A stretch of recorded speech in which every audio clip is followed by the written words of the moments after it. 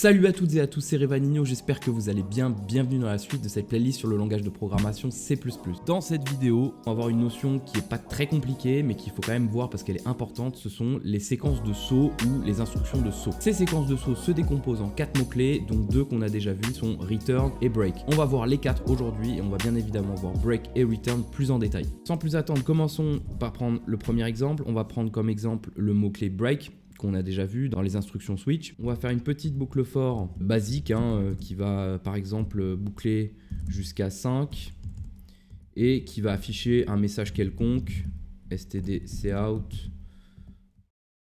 On va afficher i, tiens, voilà, hop, ce sera plus rapide, ce sera plus simple. Voilà, donc là si j'affiche évidemment notre boucle, qu'on lance notre programme, on va bien évidemment avoir 0, 1, 2, 3, 4. Maintenant, à quoi sert le mot-clé break? Il sert en fait à sortir du bloc dans lequel on est. C'est-à-dire que là, si je mets le mot-clé break ici, par exemple, alors qu'est-ce que le mot-clé break va faire ici? En fait, il va forcer la sortie de la boucle. C'est-à-dire que là, même si on ne remplit pas en fait les conditions de sortie de la boucle, c'est-à-dire que i n'atteindra jamais 5 parce que le mot-clé break en fait va forcer la sortie de la boucle. Et du coup, en fait, dès la première instruction, dès ici, là, notre première ligne, break va en fait passer tout de suite à cette ligne-là, enfin à cette ligne-là en l'occurrence. D'ailleurs, si je mets un point d'arrêt ici, que je lance le programme, vous allez voir que si je fais pas à pas, donc principal, il va lire le mot-clé break et boum, vous voyez, il sort tout de suite de la boucle, il passe tout de suite à return et en fait, on n'a rien qui va s'exécuter à l'intérieur de la boucle. Donc si j'enlève le point d'arrêt et que je lance le programme maintenant normalement, vous voyez qu'en fait, on n'a absolument rien qui s'affiche, c'est-à-dire que le programme en arrivant dans la boucle, donc il lit les premières instructions, il rentre dedans et là, il voit un break et du coup, il va immédiatement sortir et passer à la ligne de code suivante de notre programme. Si maintenant je change de position notre mot-clé break et que je le mets à la suite de cette ligne-là, on va avoir en fait 0 qui va s'afficher parce que la première ligne de code ici va s'effectuer, elle va s'exécuter, mais tout de suite après, le break va nous faire sortir en fait de la boucle pour passer à cette ligne de code là. Donc si je lance le programme, vous allez voir que on a juste 0 qui s'affiche et rien d'autre. Il faut bien comprendre que le mot-clé break, en fait, nous sort du bloc dans lequel on est. Si j'ai une boucle imbriquée, donc si j'ai une nested loop, une boucle for dans une boucle for, le mot break ne va pas sortir des deux boucles, il va simplement sortir de la boucle dans laquelle il se trouve, c'est-à-dire en fait dans les accolades dans lesquelles il se trouve. Regardez, on prend un exemple tout de suite. Donc, je vais mettre une seconde boucle à l'intérieur de la première. Inférieur à 3 par exemple, J++, donc là je rajoute des accolades. Alors quand vous déclarez en fait une ligne de code, une fonction, une structure conditionnelle ou quoi que ce soit à l'intérieur d'un bloc, en fait il va automatiquement vous mettre l'accolade. Alors faites attention de ne pas oublier de l'enlever et de la positionner à l'endroit où il faut qu'elle soit, voilà, comme ceci. Donc là si je lance le programme, vous voyez qu'il s'est quand même passé quelque chose. Le mot-clé break nous a effectivement fait sortir de la boucle, mais en fait tout de suite après, on est revenu dans la boucle indexée à i, et i s'incrémente correctement, et le mot-clé break ne nous fait pas sortir de la première boucle. Donc là vous voyez que j'ai affiché i, donc effectivement on a 0, 1, 2, 3, 4, parce que la première boucle fait en sorte qu'on affiche i de 0 à 4. En revanche, si à la place de i, j'affiche j, un petit exercice pour vous, qu'est-ce qui va nous afficher quand on va lancer le programme à votre avis? Je lance le programme pour vérifier. Il nous affiche 4 fois 0. Pourquoi? Regardez, là on rentre dans la boucle for, donc la première, la i. On rentre ensuite dans la boucle for indexée à j et on affiche 0 là parce qu'on affiche la première itération de la boucle for indexée à j, donc on affiche 0. On en sort, on revient dans la boucle i s'incrémente mais peu importe en fait parce que nous on affiche j. Donc là on rentre dans la boucle j est reset à chaque fois en fait. Alors j'ai oublié de vous parler de ça dans la dernière vidéo sur les boucles. Ce qu'il faut savoir, c'est que lorsqu'on sort de la boucle J, qu'on a cycliquement exécuté le code jusqu'à la valeur indiquée, donc la valeur plafond, et qu'on re-rentre en fait dans la boucle I, la valeur de J est réinitialisée à 0. Donc là effectivement, à chaque fois qu'on va exécuter ce code, J va toujours être égal à 0. Parce qu'à chaque fois on a J qui s'affiche, donc J, la première itération de la boucle J est égale à 0, on fait un break et tout de suite, en fait, on revient au début de la boucle, donc on re-rentre dans la boucle I, et J est donc reset, réinitialisé à 0, et donc à chaque fois, c'est 0 qui va s'afficher. Donc là, effectivement, on voit bien que le mot-clé break, en fait, ne nous sort pas de la boucle imbriquée, il nous sort juste, en fait, de la boucle indexée à J. Parce que le mot-clé break se trouve à l'intérieur de ces accolades-là. Si je mets le mot-clé break, en revanche, à l'extérieur de la boucle J, que je le mets en fait dans la boucle I, donc dans les accolades ici, vous voyez, ce qui va se passer en fait, c'est que on a simplement la boucle J qui va donc s'exécuter. Regardez, on rentre dans la boucle I, et là on a notre boucle J qui va boucler 3 fois. Donc on va avoir j égale 0, j égale 1, j égale 2. Donc tout ça va s'afficher puisqu'on affiche j. En revanche, on ne va pas retourner, puisqu'on a le mot-clé break, dans la boucle for i. On va en sortir immédiatement et du coup le résultat c'est qu'on va simplement avoir cette boucle qui se sera exécutée et pas celle-ci. Ou du moins une seule fois. La première itération se sera exécutée. On aura exécuté ensuite tout ce qui se trouve là-dedans, cycliquement. Mais le mot-clé break fait qu'on va sortir de la boucle i et donc par extension on sort des deux boucles et du coup on se retrouve sur cette ligne ici. Regardez, si je fais ça, je place un point d'arrêt ici, je relance le programme. Je vais faire un pas sortant, donc là j égale 0, donc là il revient la boucle, j égale 1, tac tac, il revient dans la boucle j, j égale 2, il fait une vérification de j égale à 3, donc il sort. Maintenant la flèche se trouve sur la ligne de code où il y a le mot-clé break, et en fait voilà, on sort de la boucle i parce que le break se trouve en fait à l'intérieur des accolades de la boucle i et plus de la boucle j. Donc maintenant on va voir le mot-clé return. Alors le mot-clé return c'est un peu la même chose que le mot-clé break mais il est plus puissant. Lui en fait ce qu'il fait c'est qu'il regarde hiérarchiquement ce qu'il y a au-dessus et en fait il sort de la première fonction qu'il rencontre. C'est-à-dire qu'il ne va pas prendre en compte les boucles, les structures conditionnelles et ce genre de choses. Tout de suite en fait hiérarchiquement la première fonction dans laquelle il va en sortir. Regardez par exemple, là je vais enlever le mot-clé break et je vais mettre un return ici. Ce qu'on va faire, c'est qu'on va mettre un point d'arrêt. On va mettre un point d'arrêt ici et on va lancer le programme. Et on va voir ce qui se passe. Ah oui, c'est moi. Il faut que ça retourne un integer. Vous allez comprendre pourquoi en fait il me signale cette erreur. Je lance le programme, tac. Donc là, on va exécuter pas à pas. Là, on arrive sur la ligne return et regardez ce qui va se passer. Hop là, le return en fait, étant donné que la première fonction qu'il trouve au-dessus de lui et la fonction main, il va carrément faire un return de la fonction main. Maintenant, prenons un autre exemple. J'enlève le point d'arrêt, j'arrête le programme. Et en fait, ce qu'on va faire, c'est qu'on va déclarer une petite fonction de type log. Donc, c'est-à-dire qu'on va afficher quelque chose à l'écran. On va l'appeler log. Et donc, au hasard, par exemple, stdcout, ceci va s'afficher. Donc, je mets pas d'apostrophe parce que les caractères spéciaux s'affichent pas très bien. Tac, stdundel. Bon, j'ai pas pris un super exemple, on est dans une fonction avec un type de retour void. Dans une fonction de type void, on peut très bien faire un return. Rien ne nous interdit de faire ça. Là, effectivement, donc si j'appelle ma fonction log, là, on a bien évidemment le return en fait qui se trouve dans la fonction log. Mais étant donné qu'on est dans une fonction, dans la fonction log, lorsque le mot-clé return va être appelé, hiérarchiquement, la première fonction qui se trouve au-dessus, c'est log. Donc, il va sortir de log, il va pas sortir de main. Et la preuve en est que si je lance le programme, voilà, donc là on a beaucoup de choses qui s'affichent parce qu'on a fait une boucle, donc on a 15 itérations là. Mais vous voyez que le mot-clé return, la première fois que la fonction log est appelée dans notre boucle imbriquée, le return ne nous sort pas de la fonction main, il nous sort bien de la fonction log.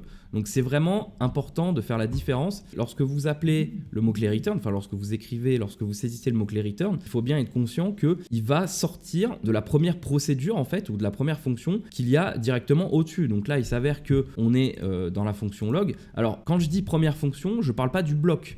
On pourrait très bien mettre return, regardez, entre accolades comme ceci, ça ne change absolument rien. Là, il ne va pas juste sortir des accolades, il va vraiment sortir de la fonction elle-même. Regardez, si j'exécute le programme, il va se passer exactement la même chose. C'est vraiment la différence avec le mot-clé break. Le mot-clé break qui va simplement en fait sortir du bloc dans lequel il est. Le mot-clé return, lui, va sortir vraiment de la fonction. Donc il va remonter, il ne va pas se contenter de regarder, ok, le bloc qui est directement au-dessus, j'en sors. Non, il va aller au-delà, il va aller jusqu'à trouver en fait la procédure dans laquelle il se trouve, la fonction dans laquelle il se trouve et sortir de cette fonction-là. Peu importe où je mets le mot-clé return dans le main, à l'endroit où je vais mettre le mot-clé return 0 ou enfin le return un integer, un entier, eh bien il va sortir de la fonction main. Donc ça c'était pour le mot-clé return. Maintenant on va passer au mot-clé continue. Alors on va se séparer de la fonction log, on va la commenter, peut-être qu'on en aura besoin pour pratiquer un peu par la suite, mais pour l'instant on va la commenter. Donc le mot-clé continue, c'est quoi? On va séparer aussi de ceci. On va séparer aussi de l'appel à la fonction log. Donc le mot-clé continue, c'est quoi? En fait, le mot-clé continue, c'est un petit peu comme le mot-clé break, à la différence près en fait que le mot-clé continue ne nous sort pas totalement de la boucle ou de la structure dans laquelle il est. L'exemple de la boucle est peut-être le plus pertinent parce que c'est vraiment là que ça s'applique en fait la différence entre les deux. Le mot-clé continue, en fait, il va simplement sauter l'itération dans laquelle on est. Il va pas sortir de la boucle. Le mot-clé break, lui, par exemple, si vous le mettez ici, ce qu'il va faire, c'est qu'il va carrément sauter toute cette boucle-là. Donc, elle ne va pas s'exécuter. Le cycle ne va pas se faire. On va tout de suite repasser à la boucle for indexée à i.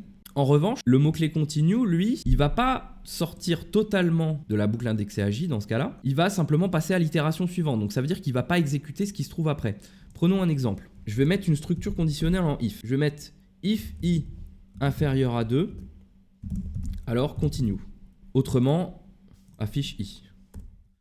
Donc là, en fait, ce qu'il va faire, on va se séparer en fait de ça. On va se séparer de la boucle for indexée à J, pas que ça soit trop confus. Là, voilà, ça sera plus simple comme ça. Donc là, en fait, je vais exécuter le code, vous allez voir ce qui va se passer et après, je vais vous expliquer si vous n'avez pas compris. J'exécute le code. Voilà. Il affiche 2, 3, 4. En fait, ce qui s'est passé, c'est qu'il rentre dans la boucle, il regarde si i est inférieur à 2. S'il est inférieur à 2, il continue. C'est-à-dire qu'il n'exécute pas les lignes de code qui se trouvent à la suite, donc il incrémente i et il passe à l'itération de la boucle suivante. Et la différence majeure avec break, c'est qu'en fait, si là, à la place de continue, j'avais break, il sortirait carrément du bloc de la boucle. Regardez, si j'exécute le programme, là, en fait, on n'a rien qui s'affiche.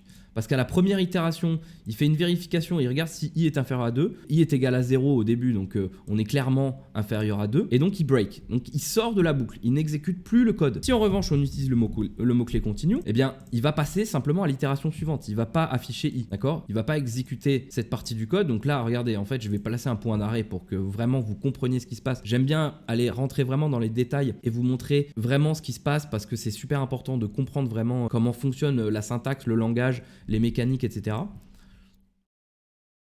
Donc là, regardez, on fait un pas à pas sortant. I était inférieur à 2, donc il est revenu à l'itération suivante. On fait suivant. Donc là, vous voyez que ici, on a la valeur de i qui est de 1. On fait une vérification. I est égal à 1, donc i est inférieur à 2. Et donc, on va continue. Et il va aller à l'itération suivante. Tac, il revient au début de la boucle. On continue, on fait suivant, pas à pas sortant. Maintenant, i est égal à 2, donc i n'est plus inférieur à 2. Et donc, il saute le continu et il passe à la ligne suivante, etc. etc. Et il va continuer à le faire jusqu'à ce qu'il sorte de la boucle. En l'occurrence, jusqu'à ce que i soit égal à 5. Donc là, voilà, tac.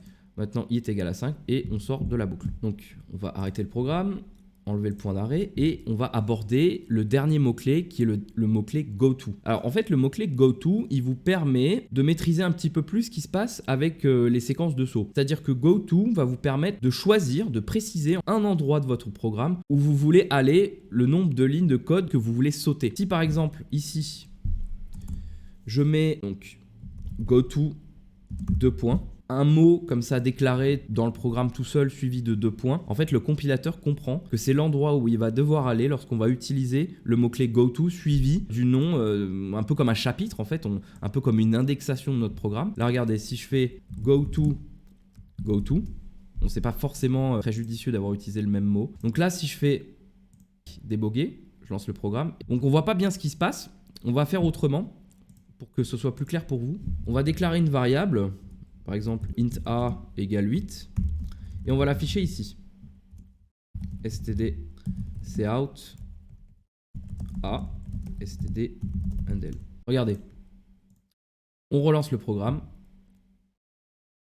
Et là, on a 8 qui s'affiche. Pourquoi? Parce qu'on est rentré dans la boucle. On a fait la vérification comme d'habitude si i est inférieur à 2. Donc i est égal à 0 en premier abord. Et on a fait un saut tout de suite en fait. Goto. Goto en fait c'est va à ou saute jusqu'à le mot que je te précise après. Alors là, il n'y a pas de restriction en termes de nombre de blocs qu'on saute. Par exemple, break lui, il va sortir d'un seul bloc. Continue, il va sortir d'un bloc et dans le cas d'une boucle, il va passer à l'itération suivante. Le mot-clé return, lui, il va tout sauter en fait, c'est-à-dire qu'il va sortir de tous les blocs jusqu'à atteindre le bloc de la fonction dans lequel il est appelé. Il va sortir de cette fonction, la première fonction qu'il va trouver hiérarchiquement en remontant dans les couches. Goto, lui, c'est vraiment en fait un peu customisé, c'est vraiment personnalisé, c'est-à-dire qu'on choisit vraiment à l'endroit où on va et peu importe le nombre de blocs qu'on va sauter, il va les sauter et il va se rendre à l'endroit où on lui dit d'aller en fait. Voilà, tout simplement. Donc je vais mettre un point d'arrêt. Comme d'habitude, c'est toujours plus clair quand on fait comme ça parce qu'on peut vraiment suivre pas à pas ce qui se passe dans notre programme et suivre les exécutions de chaque ligne de code une par une. Donc là, je lance le débugger.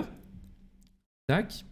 Je fais un pas à pas. Hop, là, on passe à la ligne qui nous intéresse. Je vous rappelle qu'on l'avait vu dans les vidéos sur le debugging. Là, lorsque la flèche est ici, ça veut dire que la ligne n'a pas encore été exécutée, mais à partir du moment où on va continuer notre programme, en fait, la ligne va s'exécuter. Donc là, je fais pas à pas principal et tac. Vous voyez qu'on passe tout de suite en fait ici à GoTo. Et donc on va exécuter les lignes de code qui se trouvent ensuite. Voilà, donc là il affiche, etc. Là il sort de la fonction et c'est terminé. Voilà, donc on va s'arrêter là. J'espère que la vidéo vous a plu. Si vous avez des questions, n'hésitez pas bien évidemment à les poser dans les commentaires. Si vous avez aimé cette vidéo, n'hésitez pas à lâcher un petit pouce bleu. N'hésitez pas surtout à vous abonner si ce n'est pas encore fait. Moi je vous dis à bientôt dans la prochaine vidéo de cette playlist sur le langage de programmation C++. Ciao ciao!